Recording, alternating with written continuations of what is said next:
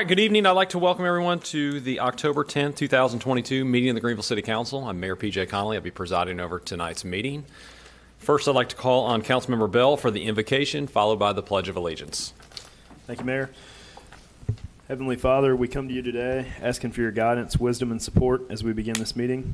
Help us to engage in meaningful discussion, allow us to grow closer as a group, and nurture the bonds of community. Fill us with your grace, Lord, as we make decisions that might affect the citizens of the city of Greenville, and continue to remind us that all that we do here today, all that we accomplish, is for the pursuit of truth, for the greater glory of you, and for the service of humanity. We ask these things in your name. Amen. Amen. Please stand for the Pledge of Allegiance. I pledge allegiance to the flag of the United States of America and to the republic for which it stands, one nation, under God, indivisible, with liberty and justice for all.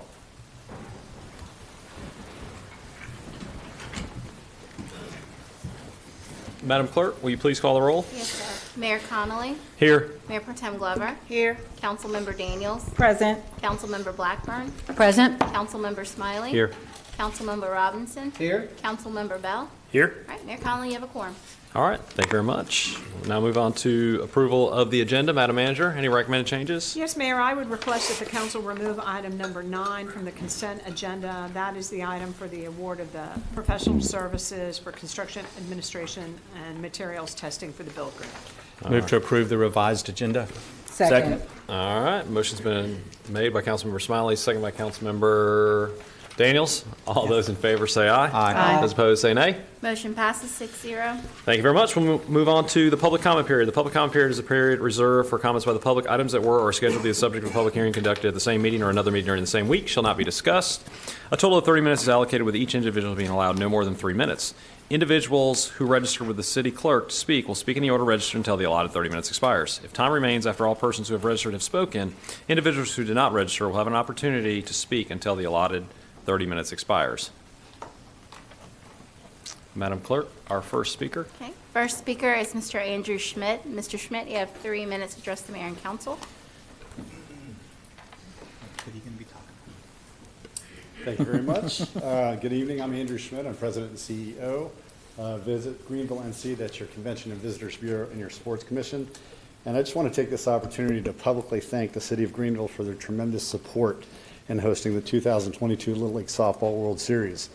Without the involvement of the city, various departments like Public Works, Rec and Parks, Fire Rescue, Police, City Manager's Office, and others, the tournament couldn't take place. I also want to take time out to thank all the city employees that volunteered as well. For those at home watching that might not be aware, Greenville hosted the 2022 Little League Softball World Series between August 9th and August 15th at Stalling Stadiums at Elder Street Park.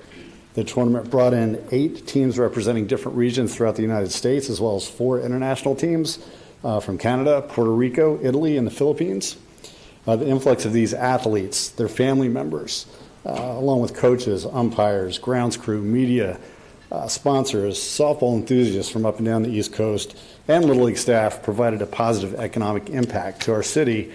It supported our local hotels, restaurants, retail outlets, recreation providers, and business service providers. Just to share a little bit of a snapshot with you, the tournament generated an estimated $1.1 million in economic impact for this city. The tournament supported an estimated 205 jobs, so 205 people worked because this event was here. And it also generated about $32,000 in local taxes, so it was an incredible success. The additional benefit of hosting the Little League Softball World Series each year is also the exposure that our city receives. Each of the 21 games played throughout the tournament is televised by ESPN. During the first few days, it's on a ESPN Plus subscription-based, but as the tournament nears its conclusion, games are on ESPN2, ESPNU, and the finals in consolation on ESPN. In addition to that, the CVB crafted a 30-second commercial, and we purchased 126 spots with ESPN that promoted Greenville and Pitt County to the Mid-Atlantic market up and down the East Coast throughout the week. Throughout the tournament, I received personally emails from colleagues from different parts of the state and up and down the Mid-Atlantic saying how great our city looked on television. So that, again, is something that you can't purchase. So, again, I just want to thank the city of Greenville for its role in making the 2022 Little League Softball World Series a great success. Visit Greenville NC and the Greenville Pitt County Sports Commission looks forward to next year. 2023 will be here before we know it. So again, thank you to the city for your support. Thank you, Mr. Schmidt. We appreciate all that you do and all the hard work that you do through the CVB. Thank you. All right, Madam Clerk, our next speaker. Okay, next speaker is Ms. Lenora Green Anderson. Ms. Anderson, you have 3 minutes to address the mayor and council. Good evening. Good evening. W.E.B. Du Bois says, ignorance will kill America, or America will kill ignorance. The mayor, mayor pro tem, city council, and to the fellow citizens. If I address you as house niggas, poor white trash, everybody in here ought to feel something about that, because those words have a negative connotation to it. Put your finger in there and I'll come back there in a minute. Recently, I applied for a gun permit. I applied for my first gun permit, and I was denied. I answered the question truthfully. One of the questions asked, have you ever been in a mental hospital? I answered yes. I was at a place where I needed help, so I asked for help. I asked my doctor to give me 30 days. They only gave me 3. 3 days. I asked for help. I answered honestly. And I was denied a permit. And I asked, why was I denied a permit? I was not involuntarily committed. I admitted myself. Commit means to involuntary act. Admit means to volunteer. I volunteered. So I asked, and they told me, well, you're denied and you have to get an attorney, file a special proceeding to request my medical records from a judge. In a voluntary commitment, a judge is not necessary in informed consent. And I said, you can take that and you can know that I offered myself up for help. Then I was told that I had, maybe you need to consider an expungement. I said I will not, because that's denying what I've been through and what I've healed through. I will not be labeled as a felon. Asking for help when you have mental issues and you're seeking mental wellness does not mean you're a felon. And so I'm here because I am not a felon. I'm a law-abiding citizen. I have a degree in criminal justice. I have so much training. I'm just all trained out. But right now, I'm really focused on being labeled crazy, mental ill, mental challenged, whatever the case may be. Now, that was in 2007. This is 2022, 17 years ago. I wasn't too crazy or too mental to volunteer for volunteer literacy. I wasn't too crazy or too ill to volunteer for guardian ad litem. Neither was I too crazy or too mentally ill to volunteer for counsel on aging. I worked toward mental wellness and mental health, and I am at a good place. That's time. And I'm standing here because we need to consider mental illness and how it's used, mental wellness and how it's used. So I go back to what I said earlier. House niggas, poor white trash, let's add mental illness to it, mental crazy, whatever terminology we use, because it's not fair, it's discriminative. And deny me a permit because I healed through something, now you're looking at the face of mental wellness. Now I ask you, Thank you, Ms. Green Anderson. will ignorance kill Greenville, or will Greenville kill ignorance? Thank you. Thank you. Thank you, Ms. Green Anderson. I appreciate that. Madam Clerk, our next speaker. Okay. Yes, sir. Next speaker is Mr. Smokey the Rapper. Mr. Rapper, you've got 3 minutes to address the mayor and council.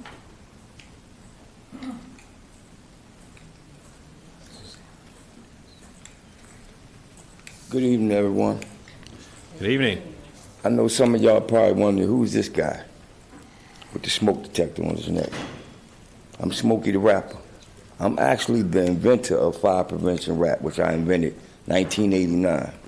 I started touring with Atlantic City and Pleasantville, New Jersey fire departments in 1990.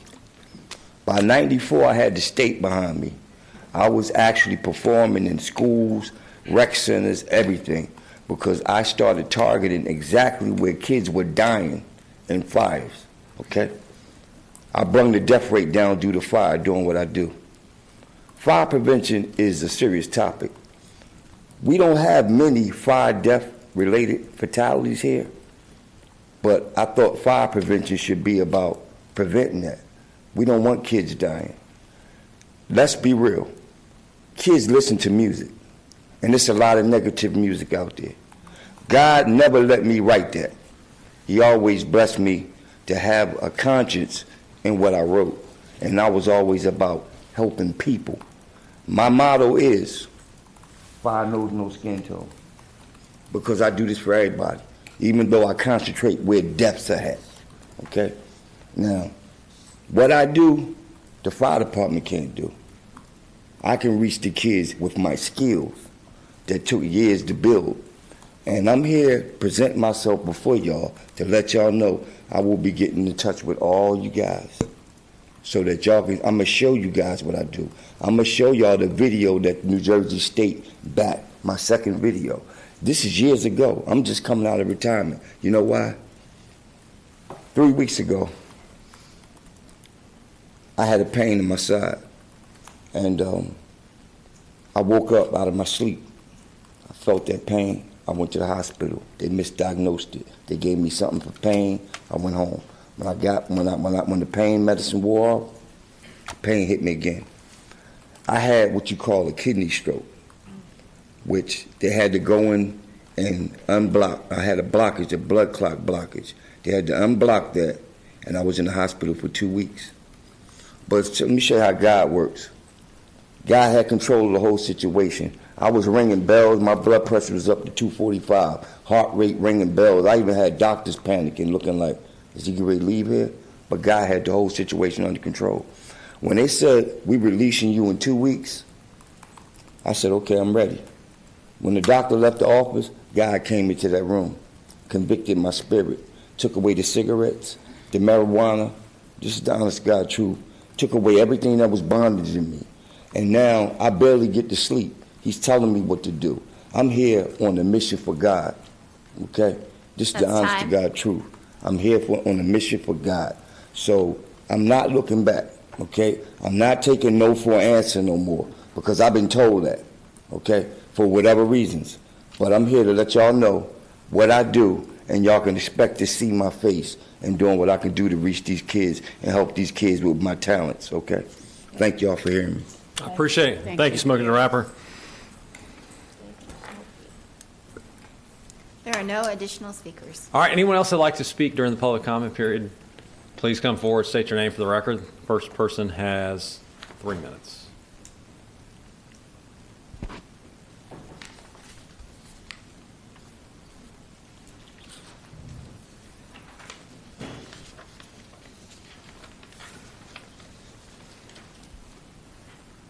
All right, seeing none, we'll close the public comment period.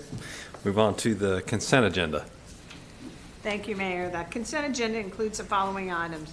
The 2023 schedule of city council meetings.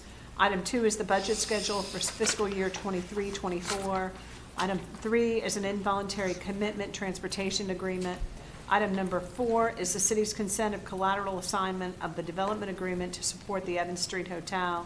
Item number 5 is the city's consent of collateral assignment of a parking lease agreement to support the Evans Street Hotel. Item 6 is a series resolution for up to $30 million, Greenville Utilities Commission Combined Enterprise System Revenue Bonds, Series 2022. Item number 7 are resolutions to approve subrecipient agreements with the state of North Carolina in connection with the Affordable Housing Loan Fund and authorizing commitment of CDBG DR funding for Arlington Trace Development Project with amended loan documents.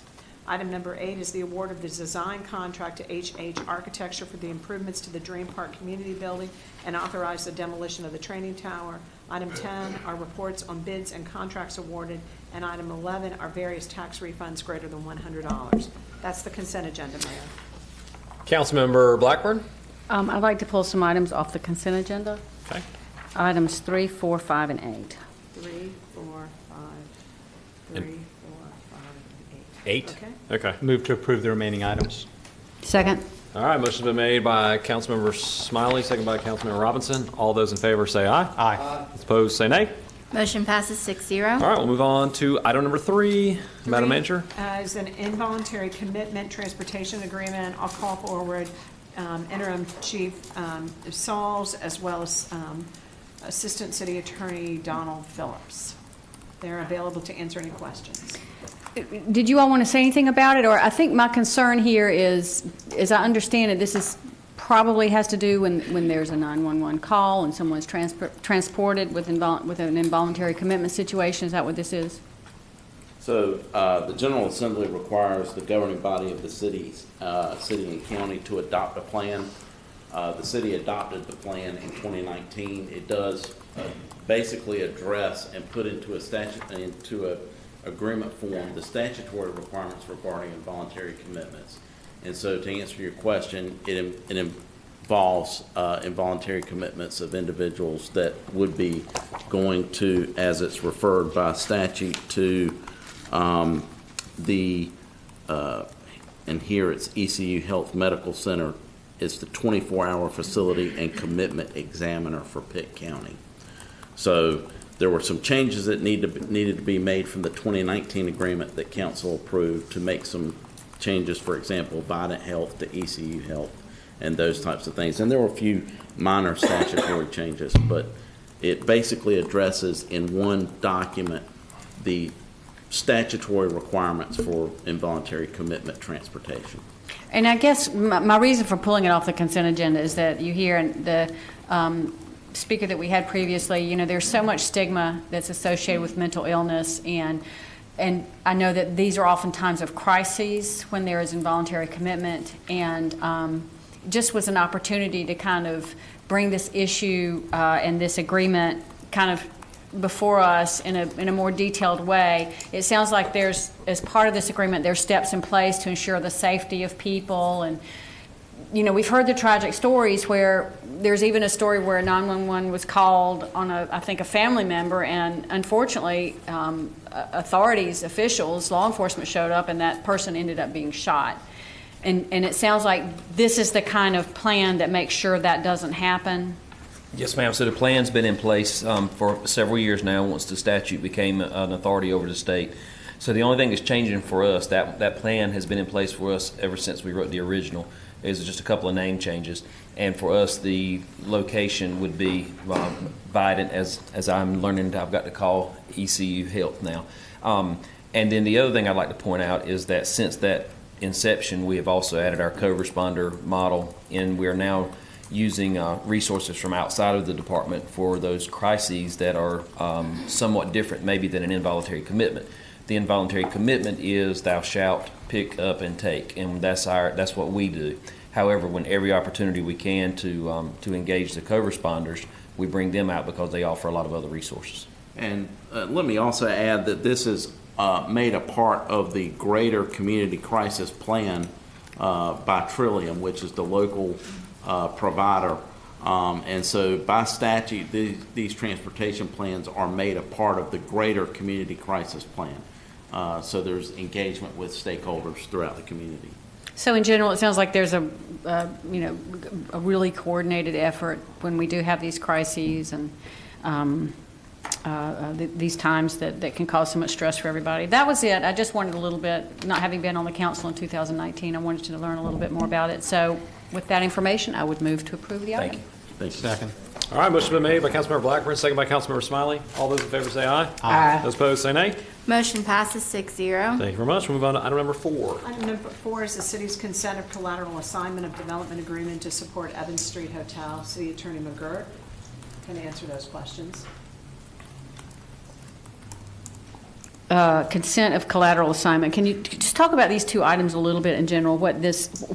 How this progresses us? Because I know we've approved the binding letter of support, and just talk about this a little bit. Yeah, and the council member Blackburn, the memo kind of explains it, but this item supports the developer obtaining a loan. They need a $14 million loan to build the Evans Street Hotel, Hilton Garden Inn. The lender is Customers Bank, And so the city is just here agreeing to grant its consent for the developer to assign the developer's rights in the development agreement to the lender as additional security.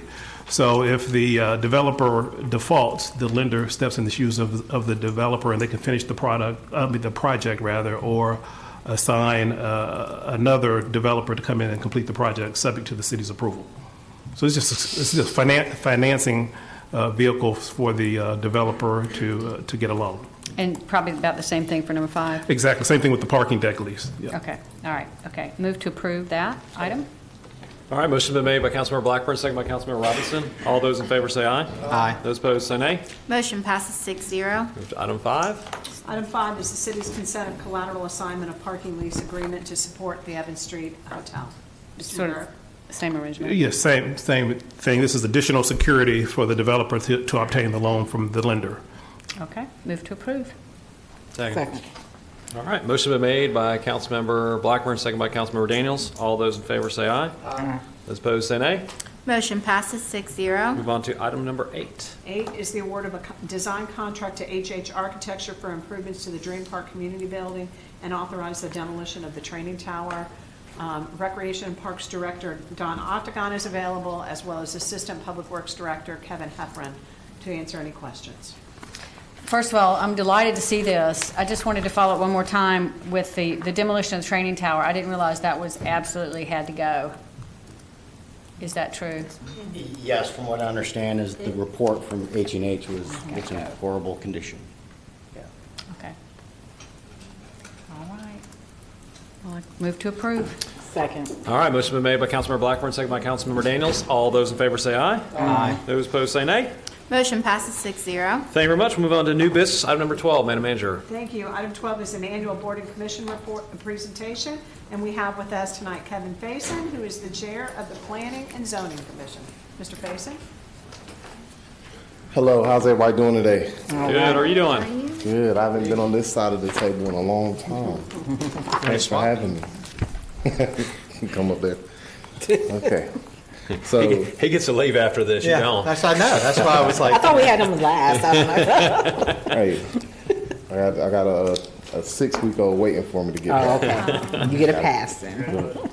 So, like I said, thanks for having me. I'm the chair of the Planning and Zoning Commission for the City of Greenville, and we've done a lot of work this year, so I just wanted to come in and show you guys what we've done. So,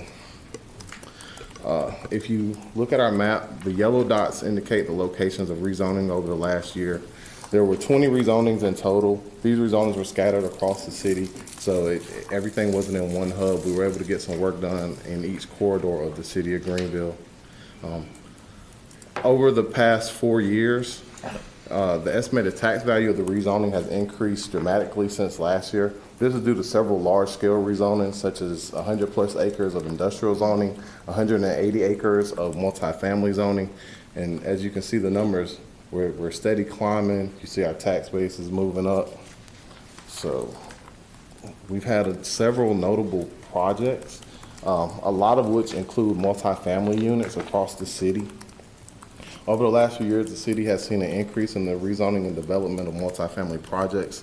The project pictured now is 903 West Apartments. It's across the street from Physicians East on Arlington Boulevard. There are 120 units. The city continues to see developments of multifamily projects in similar areas. Now we're going to move on to some other preliminary plats. That one's a hard one to get out sometimes. The blue dots indicate the location of the preliminary plats that were considered for the past year.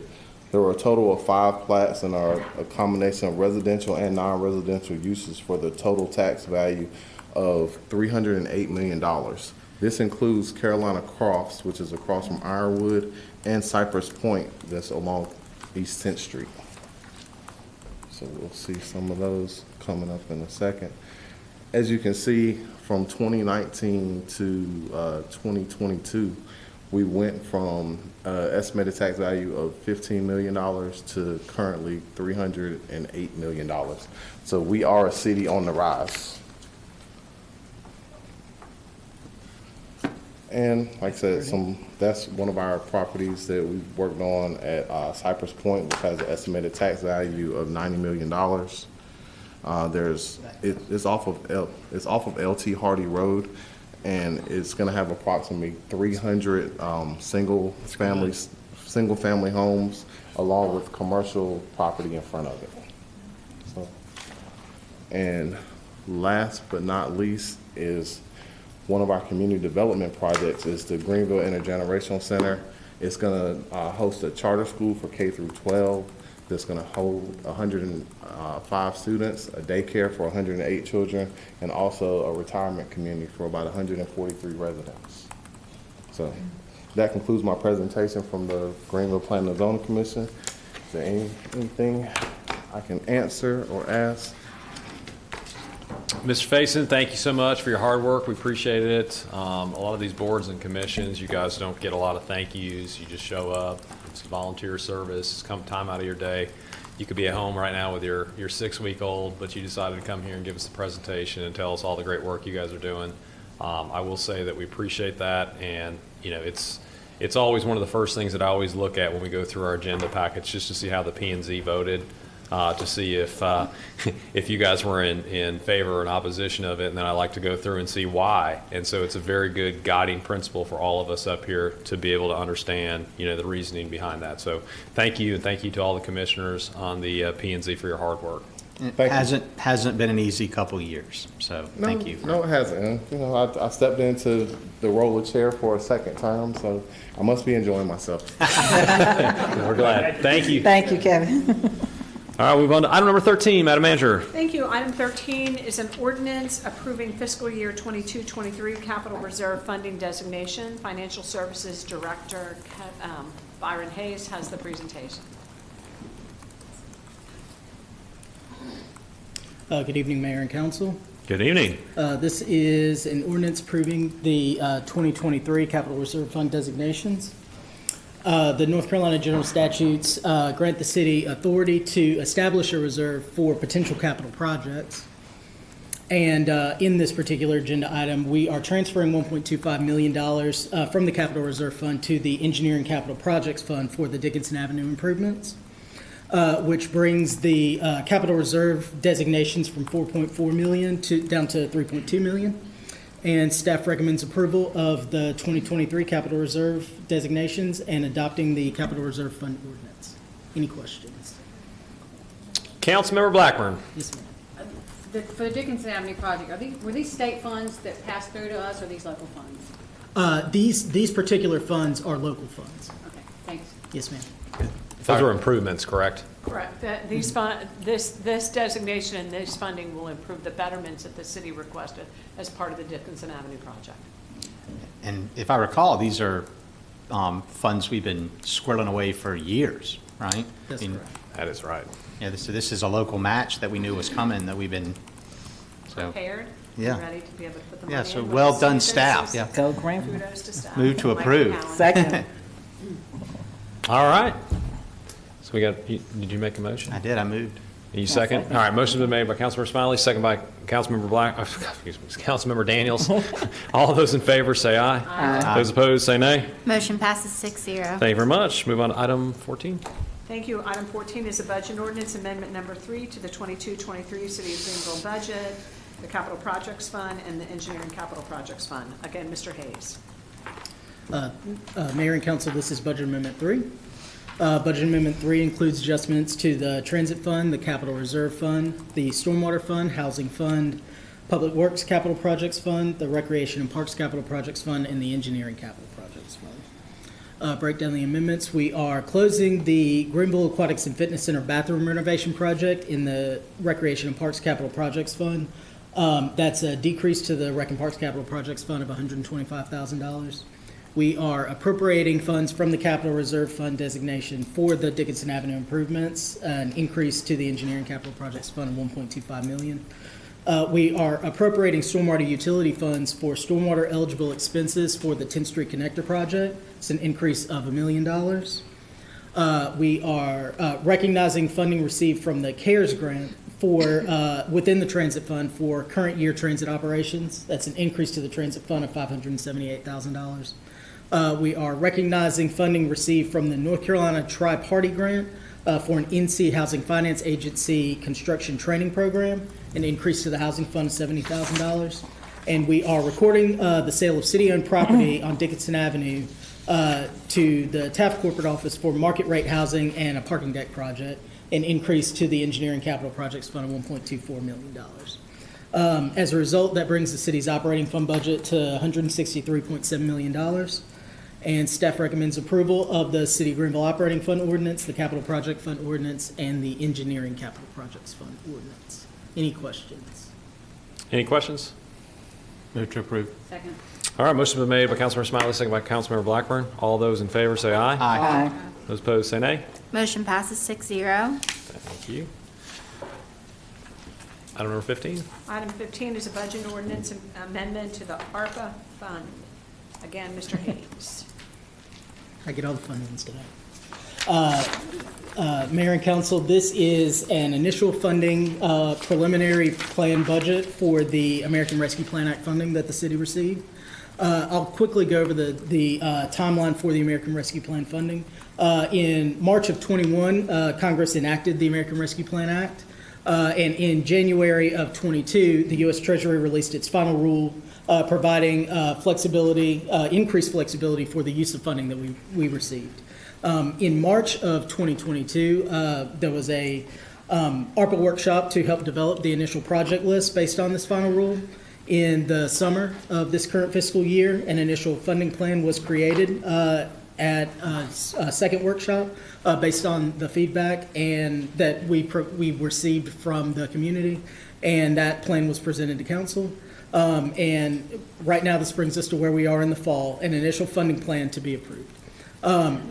Just a second bit of a reminder, all the funding from the American Rescue Plan Act must be encumbered by December of 24 and must be expended by December of 26, and all those projects must be completed at that time. Breakdown of the funding budget that we currently have, $305,000 has been set aside for employee premium pay.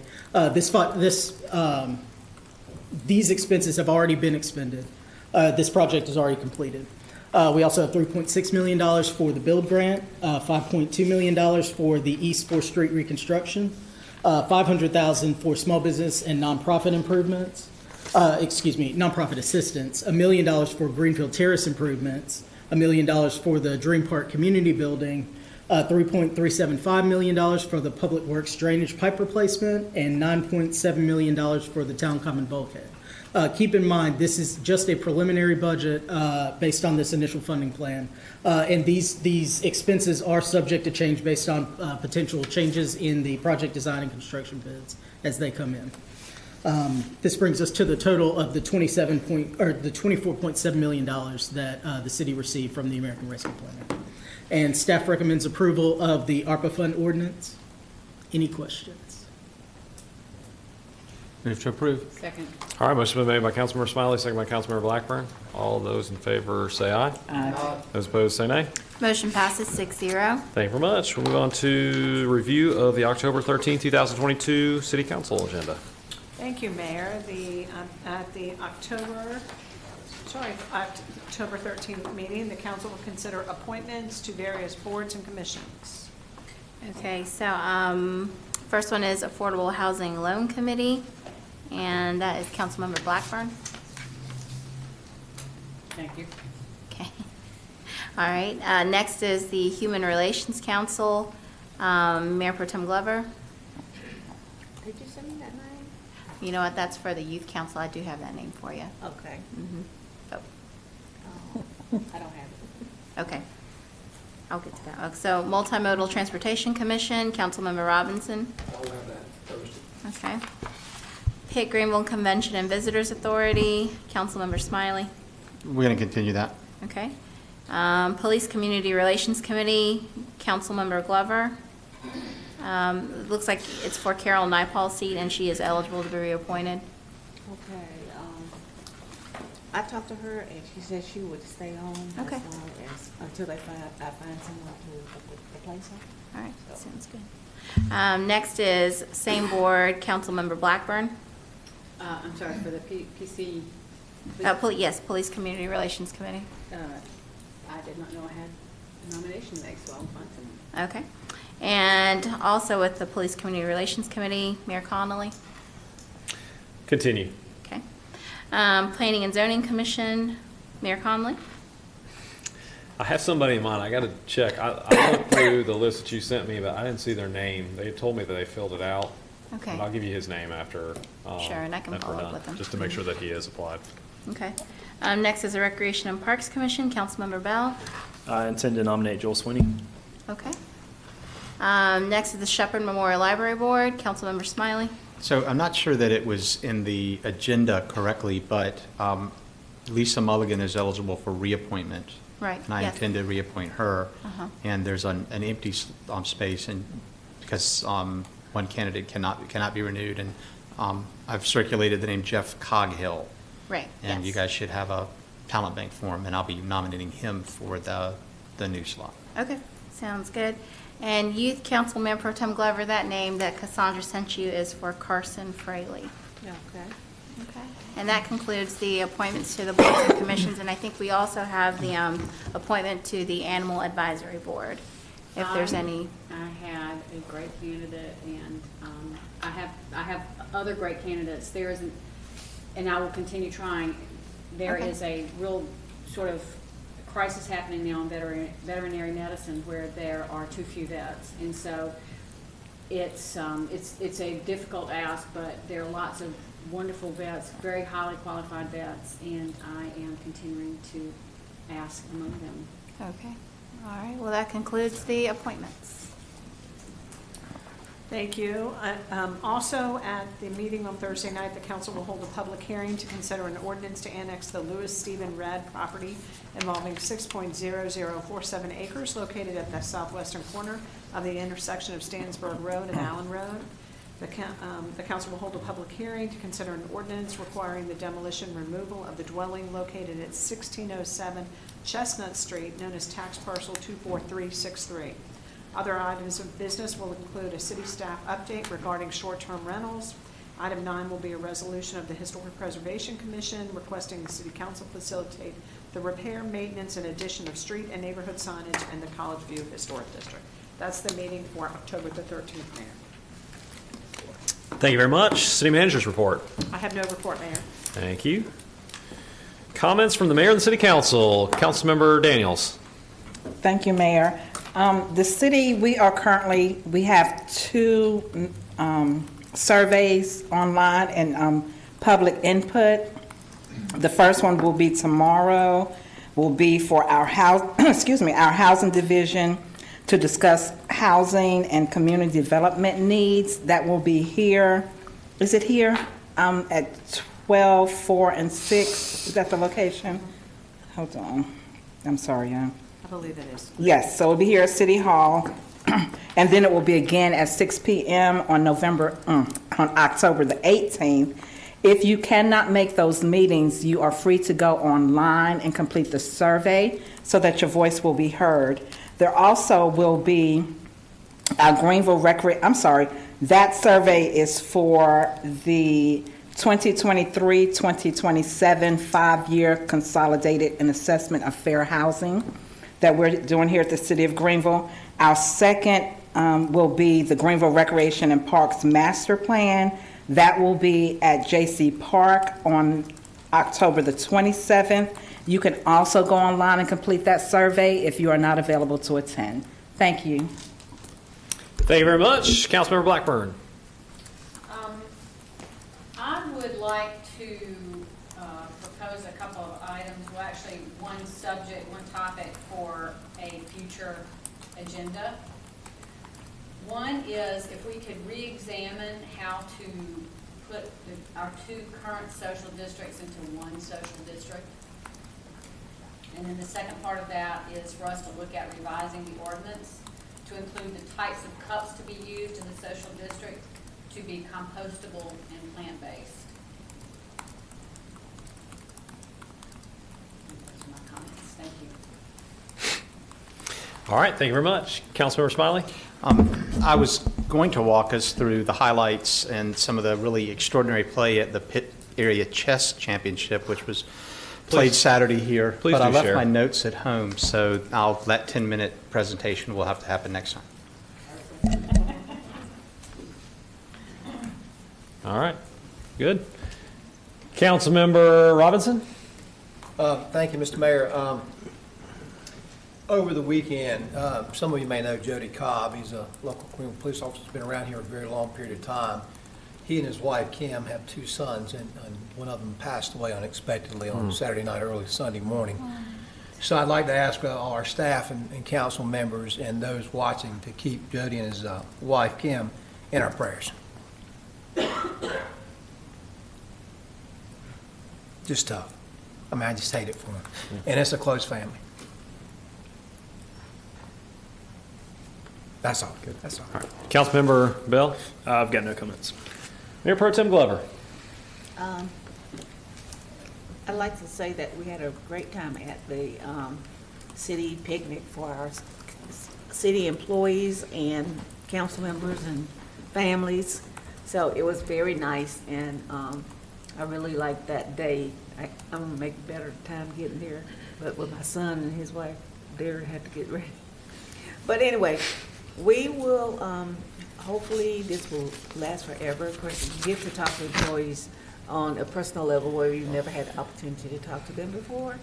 And I want to say that that's a nice thing for them to be able to talk and feel freely to talk to us when they're at their little evening. So everybody was happy. Everybody that I talked to said they enjoyed it, and they're ready for next year. Good. That's it. All right. I want to say the same thing. Thank you to our city staff. Thank you to everyone that organized the Family Fun Day out there. I mean, it was great for us to be able to be back out there after COVID. I know so many people enjoyed it. Was it 2019, I think, that we did it last? 2019. And it was great to be able to have everybody out there enjoying, have a good time, seeing one another, hopefully enjoying themselves. So thank you. Thank you to all of our city employees for the hard work that you guys do on a daily basis. You keep the city moving. You do an incredible job, and we're thankful for your service to our city, especially to our lovely ladies that are in the city clerk's office. They are just the most amazing staff members ever. I can't say enough good things about them. Just so many great things that happen at the city clerk's office. I.e., they're both in the back right down there, and our wonderful clerk up here on the dais. Also, this is homecoming week for the city of Greenville, for East Carolina University. There's going to be a lot of different festivities this weekend. Free Boot Friday is going to take place again this weekend, or on Friday night. So hopefully you can get out there for that. There's a parade also on East 5th Street over here, over by the university. So that will be a fun thing to do. So make sure you come out there. And then the night, support our Pirates. We need to get back on to our winning ways again. So, yes, sir. Go Pirates. Go Pirates. With that, I need a motion to adjourn. Second. All right, motion been made by Councilmember Blackburn, second by Councilmember Robinson. All those in favor say aye. Aye. Those opposed say nay. Motion passes 6-0. We are adjourned. Thank you very much. We have a close. No, these are for you.